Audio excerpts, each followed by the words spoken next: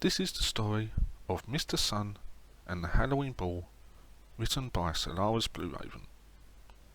It was a moonlit evening. The trees were dancing through the twilight skies as the fireflies danced a fairy tale dream through the forest. The elves and garden divas were afoot, bringing magic to flowers in late autumn bloom. The harvest was at hand, and the smell of pumpkin pie and spiced cider filled the air. A truly magical evening, thought Star Night Shadow, the local witch from a small town called Dragon's Port. Star had just closed her potion shop for the night and was on her way home to her cottage to prepare for the annual Halloween ball. It was October, the month of magic and celebration. The witch's new year, also known as Samhain, was right around the corner. To mortal folks, Samhain is known as Halloween. The invitations were being prepared by Wick and Arthur. They are two familiar cats of Star Night Shadow and the local caretakers of the yearly Light Festival and Dragon's Port Cemetery. The Halloween ball invitations were all set. A specially coded invitation, all done in invisible ink, was written on each parchment. A paw print for authenticity was used. That was Wick's specialty, as he liked to paw print with the invisible ink. There was a scent of dragon's blood on the parchment, and a fairy dust shimmer which could only be seen by magical eyes. Invitations to the whole town of Dragon's Port went out. Fairies, pixies, spirits, gnomes, elves, witches, goblins, and even the old tree spirit down the road at the end of the forest. Miss Twilight's Moon and Mr. Sun were also invited. The invitation read as this: Dear friends, it is with great pleasure we are once again celebrating the Halloween Ball at the Old Carriage House on Queens River Road, October 31st, 7 p.m.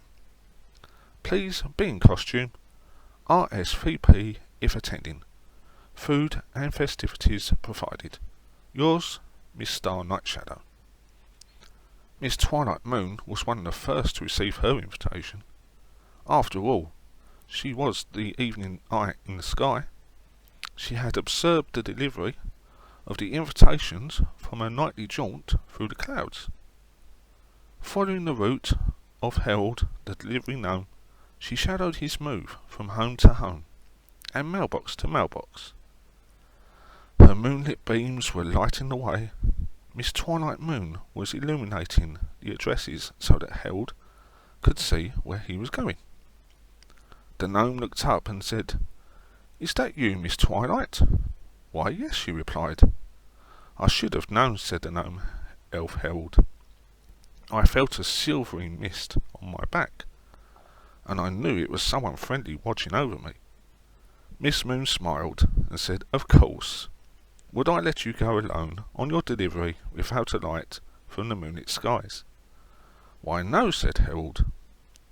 Harold replied, Since you are here, I have your invitation to the ball. I trust you will attend.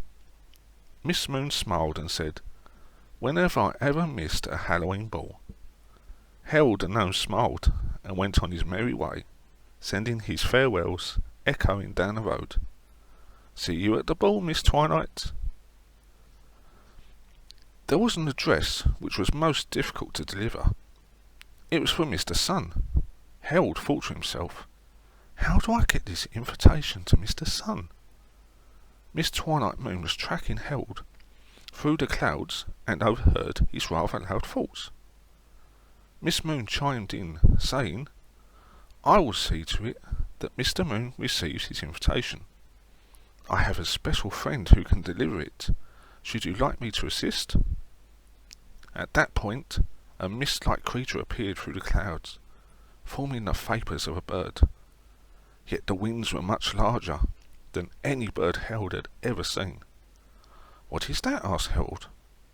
Miss Moon replied, It is the spirit and element of the air, Harold. It takes on many forms and grants wishes and requests to those in good standing with the spirit world. Harold cringed. "I trust it likes me enough," Harold said. "It does," replied Miss Moon. The spirit element of air then took the parchment from Harold's hands and vanished into the clouds. "That was real magic," Harold cried out. "Yes, it was," said Miss Moon. Harold once again thanked Miss Moon and went down the road. His route was just about finished. He was ready to retire for the evening with some spiced cider and apple cinnamon shortbread. The next day, as Mr. Sun arose, he noticed a parchment. The invitation was signed, a bit yet readable, with the invisible ink. Mr. Sun was astounded. "How can I attend a masquerade ball and wear a costume? Why, everyone would know it's me. What would I wear?" "What is that you say?" his companion Twilight Moon replied. "How do I attend this ball? With what costume?" "Let me see what I can find for you," replied Miss Moon. Miss Moon summoned the element of fire. The element rose forth like a miniature sun in the form of an orb. If you looked closely at the orb, you could see what appeared as a pixie fairy, violet in colour, violet in eyes, and green hair. The element smiled at Miss Moon and said, "Why, Miss Twilight, as she was called, to what do I owe this pleasure?" Miss Moon smiled and said, "I would like your assistance with Mr. Sun's Halloween costume for the annual ball." "Mr. Sun?" replied the element. "How can we find him a costume to wear?" Miss Moon replied, "Go to Miss Nightshadow's and see what she can find in her closet. You know, the one with all the ceremonial garb." "Why, yes, I know the one," the element replied. "I'm on my way." On that, the elemental orb vanished beyond the speed of light. All that was seen was an orb soaring through the local neighbourhoods, lighting homes across the way. Graceful and magical was the element of fire. The evening sky was shimmering in view as Miss Nightshadow sipped her herbal tea by the nightly fire. Her familiar companions, Wick and Arthur, were at her feet. She was just about to grab a book of Grimoire when she noticed an orb entering her room. "Who goes there?" she asked. "Why, it's me, the element of fire. I've been sent by Miss Twilight to ask you for assistance with Mr. Sun's Halloween costume." "Costume?" Miss Nightshadow replied. "How do you disguise the sun?" She laughed. "Well, we have to find something," replied the fire element. Her wings flew in and out of the fire as if dancing on a bed of rocks. "Okay," Miss Nightshadow smiled and said, "Let us go upstairs to the magical closet to see what I can find." Miss Nightshadow's cats jumped up in delight. The mere idea of rummaging in the closet brought joy to their hearts. The stair was spiral, with a blue mist echoing magical workings. There were potions along the window sills, many of which appeared to be charging by Miss Twilight's mystical glow. The spiral staircase appeared as if it would never end until finally they reached the top of the apex. To the left, a long hallway with some rather odd pictures of what appeared to be the history of Dragon's Port magic on the wall. At the end of the hall, there was the lavender closet door with a golden knob. Curious, the element cried out, "Is this it? The magic closet?" "Why, yes," smiled Miss Nightshadow. There was pixie dust in the air circulating around the closet, and crystalline webs surrounding the knob, as if to protect the closet from prying intruders. Miss Nightshadow used her verbal incantation, and the door magically opened. What appeared as miniature stars flew out the giddy array of bliss. Wick and Arthur rolled on the carpet, playing with the garbs which were draped to the ground. "I'm sure we will find something here," said the fire element. They looked. There were all sorts of garbs, costumes, cloaks, and props, none of which appeared to suit Mr. Sun's request. "What about this?" cried the orb. She grabbed a mask made of gold, which appeared out of thin air. "That is not much for a costume," Miss Nightshadow replied. "What about this?" cried Arthur. "What?" said the element of fire. "I do not see anything." Miss Nightshadow smiled and motioned in the invisible air. Then out of thin air there appeared a silver sheet with 2 eyes cut out. "What is that supposed to be?" cried the fire element. "A ghost," said Miss Nightshadow. "Why do you need to cover a ghost?" the fire element cried out. "Because, silly, so they can be seen and not spook anyone." "Ah," said the fire element, "I do not know if Mr. Sun would like to attend a ball as a ghost. After all, he is the sun." "We shall see," replied Miss Nightshadow. She looked intently at the cloth, remembering the material was used for invisibility purposes. "This just might work," she said. She took the cloth out of her closet. The door gently closed behind her, fairy dust falling to the floor. It was getting late. The fire element, observing the darkening corridors, lit the candles for Miss Nightshadow as they all walked down the spiral staircase. Miss Nightshadow smiled in gratitude.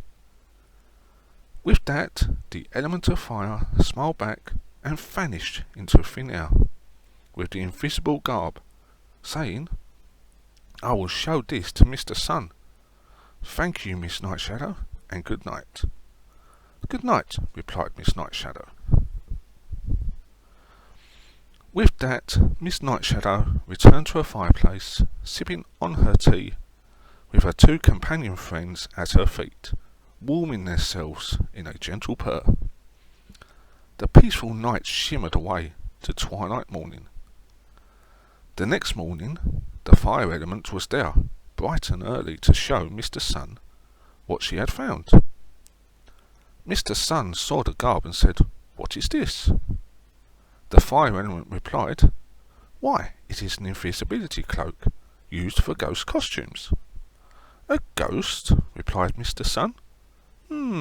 He said, "I do not know about that. Yet perhaps it may be fun to appear as one, seeing as I've never been to a Halloween ball before in costume." At that point, Miss Twilight Moon arrived and said, "Splendid! You have a costume for the ball. How exciting! May I see it?" she asked. "No," smiled Mr. Sun. "It is a surprise." "All right then," replied Miss Moon, knowing well what Mr. Sun's costume was, yet not wishing to spoil his fun. She winked at the fire element. At that point, the fire element winked back and said, "My work here is done." "Thank you," replied Miss Moon, and the fire element vanished with echoing laughter, saying, "See you at the ball." Time was indeed flying off the wall. All Hallows Eve had arrived. The elements were celebrating with orbs and waterfalls, fantastic winds, and an autumn chill that would warm the spirit. The elves and gnomes had gone to town at the carriage house. Never had there been such an elaborate decor in all the history of the town's gatherings. There were pumpkins aglow, candles lit throughout the path leading to the carriage house, all maintaining their station in celebration of the grand entrance to guests. Wick and Arthur were at the entrance to greet the masked guests and hand out party favours.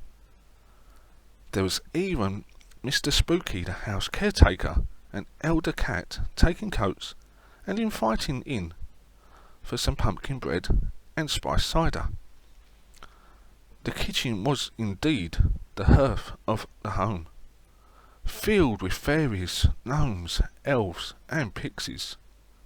All were sharing their magical recipes and tinctures. The smell of spice filled the air, and there was lots of sweetbread that no nature spirit could resist. The local witches had arrived in their best cloaks and circlet masks in disguises, sharing spells, potions, and conversing with many ancestors long departed, visiting for a short while on All Hallows Eve to share a recipe or two. It was a blissful event. Miss Twilight Moon arrived as the sun. All were astounded to see her in a brilliant lit shining on all attendees. "Why, Miss Twilight, you look lovely," Miss Nightshadow said. Miss Moon smiled back and said, "It did not take you long to figure me out." "Why, no," said Miss Shadow Moon. "Your moonbeam gave you away, and the water from my goblet shimmered silver when you moved by." Miss Moon replied, somewhat embarrassed, "I see." Just then a ominous presence appeared. At first it appeared as a shimmer of light and then vanished. There was a warm presence as it moved by. "What was that?" said the Gnome Herald. "Why, I believe that was Mr.Sun," replied Miss Nightshadow. "I loaned him one of my costumes from my magical closet." "Would that be the invisible ghost garb?" asked Herald. "Why, yes," replied Miss Nightshadow. Just then a pixie chimed in and said, "I thought the ghost costume left a chill in the air." "The ghosts do," replied Miss Nightshadow. "But that is Mr.Sun in costume. He radiates heat." "That's right," said the pixie. They all smiled at Mr.Sun as he moved by. There was music playing in the form of an autumn dance. The leaves on the trees danced to the rhythm in circular motion. This was a Halloween favourite for all the attendees. A great circle was cast in light and magic, and the celebration began. There were visitors, nature spirits, village ghosts stopping in, saying hello, and leaving a message or two on the invisible wall for those inclined to read them. There was even the gold sniffer ghost named Ryder, who arrived to give his yearly ghost story message of gold and where the gnomes might look to find it if they dare. At a distance, the old carriage house was aglow. Inside, luminescent beings were seen, in shadow and silhouette. The old tree spirit arrived and shared stories with the children of the forest and the magic which lives in every rock and stream. Mr.Sun's costume was a success. At the end of the evening, the attendees all turned to Mr.Sun and said, "Mr.Sun, seeing as we know it is you, will you honour us with the warming of our moonlit bonfire?" Mr.Sun smiled in excitement, ripped off his cloak, and shined his warm sun on all those gathered, lighting the gentle blaze into dawn. A magical night it was, a happy Halloween and New Year. With that, Miss Nightshadow said, "Merry meet, merry part, and merry meet again, blessed be." "Blessed be," replied all the attendees. "The circle is open, yet never broken." The end.